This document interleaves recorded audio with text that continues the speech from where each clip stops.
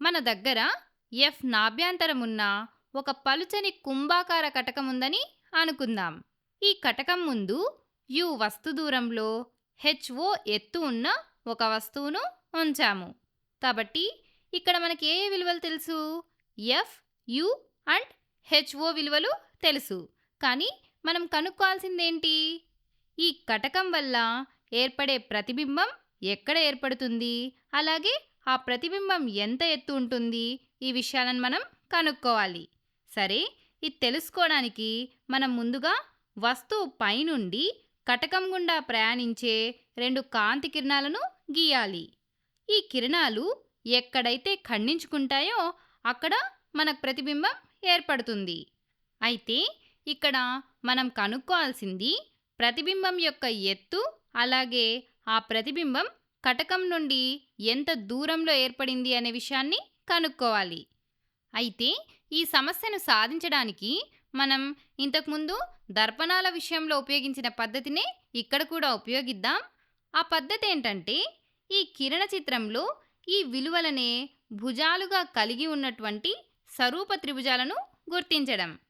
అలా గుర్తించడం ద్వారా మనం ఆ త్రిభుజాల భుజాల మధ్య ఉన్న సంబంధాలను ఉపయోగించి కొన్ని సమీకరణాలను రాబట్టవచ్చు. ఒకసారి ఈ కిరణ చిత్రాన్ని జాగ్రత్తగా చూడండి. ఇందులో దృక్కేంద్రం వద్ద ఏర్పడిన ఒక జత సరూప త్రిభుజాలను మనం చాలా సింపుల్గా గుర్తించవచ్చు కదా. అయితే ఈ రెండు త్రిభుజాలు సరూప త్రిభుజాలే ఎలా అవుతాయో ఇప్పుడు చూద్దాం. ఇక్కడ చూడండి, ఈ రెండు త్రిభుజాలలో ఈ కోణాలు శీర్షాభిముఖ కోణాలు అవుతాయి. కాబట్టి ఇవి సమానం. అలాగే ఈ రెండు త్రిభుజాలు లంబకోణ త్రిభుజాలు. కాబట్టి ఈ త్రిభుజాలలో ఈ కోణం 90 డిగ్రీలుగా ఉంటుంది. సో ఇప్పుడు ఈ త్రిభుజాలలో ఈ రెండు కోణాలు సమానం. అప్పుడు మూడవ కోణం కూడా తప్పకుండా సమానంగా ఉంటుంది. కనుక ఇవి ఖచ్చితంగా సరూప త్రిభుజాలే అవుతాయి. సరూప త్రిభుజాల ధర్మం ప్రకారం వాటి అనురూప భుజాల నిష్పత్తి ఎప్పుడు సమానంగా ఉంటుంది. కాబట్టి ఇప్పుడు మనం ఈ ధర్మాన్ని ఉపయోగించి ఈ రెండు త్రిభుజాల ఎత్తుల నిష్పత్తి భూముల నిష్పత్తికి సమానమని రాయొచ్చు. అంటే ప్రతిబింబం ఎత్తు హెచ్ఐ, వస్తువు ఎత్తు హెచ్ఓల నిష్పత్తి వాటి అనురూప భుజాలైన ప్రతిబింబ దూరం వి మరియు వస్తు దూరం యుల నిష్పత్తికి సమానం. సరే, ఇది మన మొదటి సమీకరణం. అయితే ఒకసారి ఈ సమీకరణాన్ని చూడండి. ఇందులో మనకు రెండు తెలియని చరరాశులు హెచ్ఐ మరియు వి ఉన్నాయి. ఈ విధంగా ఒకే సమీకరణం ఉండి అందులో రెండు తెలియని విలువలుంటే వాటిని మనం కనుక్కోలేం కదా. ఎలా కనుక్కుంటాం? కాబట్టి ఇప్పుడు మనకు ఇంకో సమీకరణం కావాలి. సరే, ఇప్పుడు ఆ రెండవ సమీకరణం కోసం ఈ కిరణ చిత్రంలో మరొక సరూప త్రిభుజాల జతను వెతకాలి. అయితే ఈసారి మనం వెతికే త్రిభుజాలలో నాభ్యంతరం ఎఫ్ ఒక భుజంగా ఉండాలి. కాబట్టి అలాంటి త్రిభుజాల కోసం మనం మరోసారి కిరణ చిత్రాన్ని జాగ్రత్తగా పరిశీలిస్తే నాభి వద్ద ఖండించుకునే కిరణాలతో ఏర్పడిన ఈ రెండు త్రిభుజాలను మనం చూడొచ్చు. ఈ త్రిభుజాల్లో కూడా 90 డిగ్రీల కోణాలు మరియు శీర్షాభిముఖ కోణాలు సమానంగా ఉండడం వల్ల ఇవి కూడా సరూప త్రిభుజాలే అవుతాయి. కాబట్టి ఈ సరూప త్రిభుజాలలో కూడా ఎత్తుల నిష్పత్తి వాటి భూముల నిష్పత్తికి సమానమవుతుంది. ఎత్తుల నిష్పత్తి అంటే హెచ్ఐ మరియు హెచ్ఓల నిష్పత్తి. అయితే ఇక్కడ ఈ త్రిభుజం ఎత్తును హెచ్ఓగా ఎందుకు తీసుకుంటున్నామంటే ఈ ఎత్తు ఇక్కడ ఉన్న వస్తు ఎత్తుకు సమానం కాబట్టి. ఈ రెండు త్రిభుజాల ఎత్తుల నిష్పత్తి హెచ్ఐ డివైడెడ్ బై హెచ్ఓ. సరే, ఇప్పుడు భూముల విషయానికి వస్తే ఈ త్రిభుజం భూమి పొడవు, ఈ పెద్ద త్రిభుజం భూమి పొడవు వి నుండి నాభ్యంతరం ఎఫ్ని తీసివేస్తే వస్తుంది. అంటే ఈ పొడవు వి మైనస్ ఎఫ్. అలాగే ఈ నీలిరంగు త్రిభుజం భూమి పొడవు ఖచ్చితంగా నాభ్యంతరం ఎఫ్కి సమానం. కాబట్టి ఈ త్రిభుజాల భూముల నిష్పత్తి V minus F divided by F అవుతుంది. ఇది మన రెండవ సమీకరణం. ఇప్పుడు మన దగ్గర రెండు సమీకరణాలున్నాయి.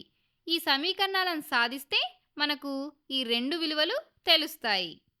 అయితే ఒకసారి ఈ రెండు సమీకరణాలను చూడండి. ఈ రెండింటిలోనూ ఎడమవైపు ఉన్న భాగాలు సమానంగా ఉన్నాయి కదా. కాబట్టి మనం వాటి కుడివైపు భాగాలను నేరుగా సమానం చేయొచ్చు. అలా రెండు సమీకరణాలను మనం సమానం చేస్తే అప్పుడు సమీకరణం v/u = v - f divided by f అవుతుంది. ఇప్పుడు ఈ సమీకరణాన్ని మనం సింపుల్గా గుర్తుంచుకునే రూపంలోకి మార్చాలి. సరే, అందుకోసం ముందు మనం హారాలను తొలగించడానికి అడ్డగుణాకారం అంటే క్రాస్ మల్టిప్లికేషన్ని చేద్దాం. అలా చేస్తే vf = u × v - f వస్తుంది. సరే, దీన్ని బ్రాకెట్లు తీసివేసి గుణిస్తే vf = vu - fu అవుతుంది. సరే, ఈ సమీకరణం మరింత స్పష్టంగా దర్పణ సూత్రంలా కనిపించడానికి ఈ సమీకరణం మొత్తాన్ని మనం uvfతో భాగిద్దాం. ఈ విధంగా uvfతో భాగించినప్పుడు మనకేమొస్తుంది? vf divided by uvf = vu divided by uvf minus fu divided by uvf. సరే, మొదట ఎడమవైపును చూడండి. vf divided by uvf. ఇక్కడ vf క్యాన్సిల్ అయిపోయి 1/u మిగులుతుంది.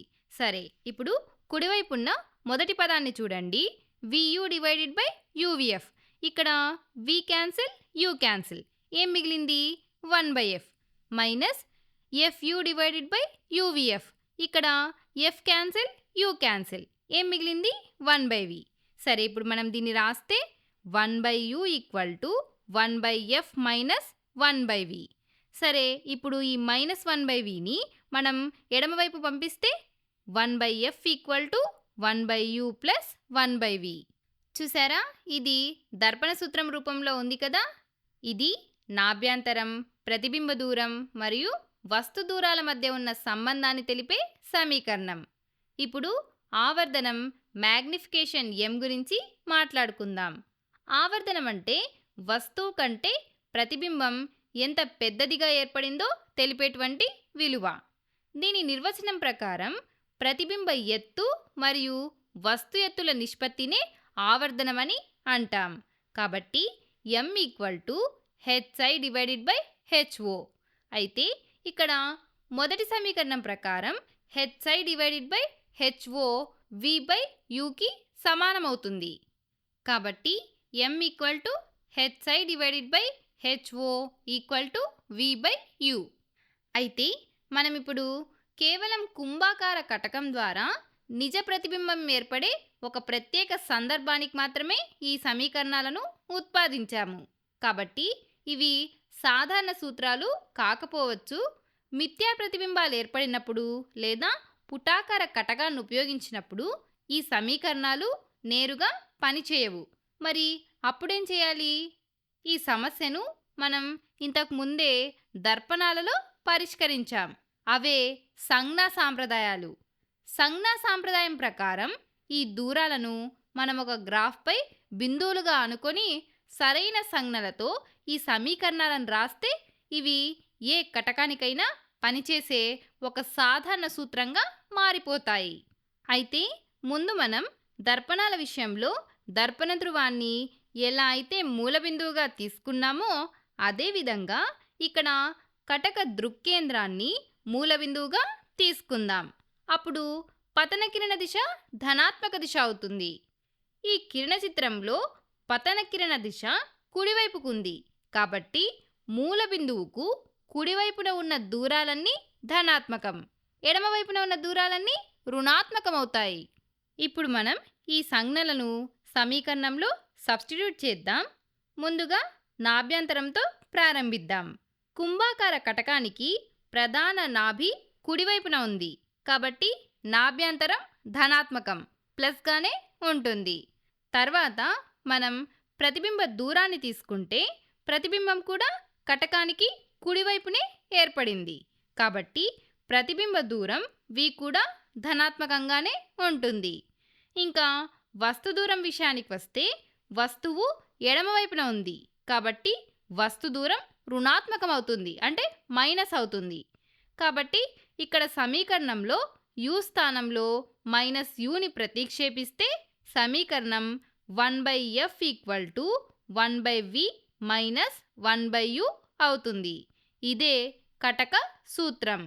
ఈ సూత్రాన్ని మనం ఏ కటకానికైనా ఏ సందర్భానికైనా వాడుకోవచ్చు. ఇప్పుడు ఆవర్ధన సూత్రాన్ని కూడా సాధారణీకరిద్దాం. ఇందులో ఎత్తులున్నాయి కదా, వీటికి కూడా మనం సంజ్ఞా సాంప్రదాయాన్ని పాటిస్తాం.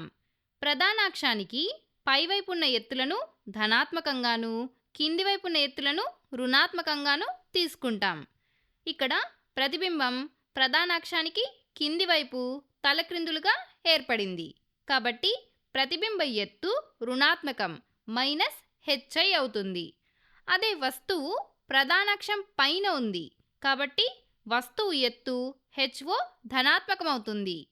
ఇక ప్రతిబింబ దూరం ధనాత్మకం, వస్తు దూరం యు రుణాత్మకం అవుతాయని ఇంతకుముందే తెలుసుకున్నాం కదా. కాబట్టి ఇక్కడ యు ఏమవుతుంది, మైనస్ యు అవుతుంది. అయితే ఇక్కడ మైనస్ మైనస్ క్యాన్సిల్ అయిపోతుంది కాబట్టి m = hi/hO = v/u. ఈ సమీకరణాలే కటకాలకు సంబంధించిన సాధారణ సూత్రాలు. ఈ కటక సూత్రాలు దర్పణ సూత్రాలను పోలి ఉంటాయి.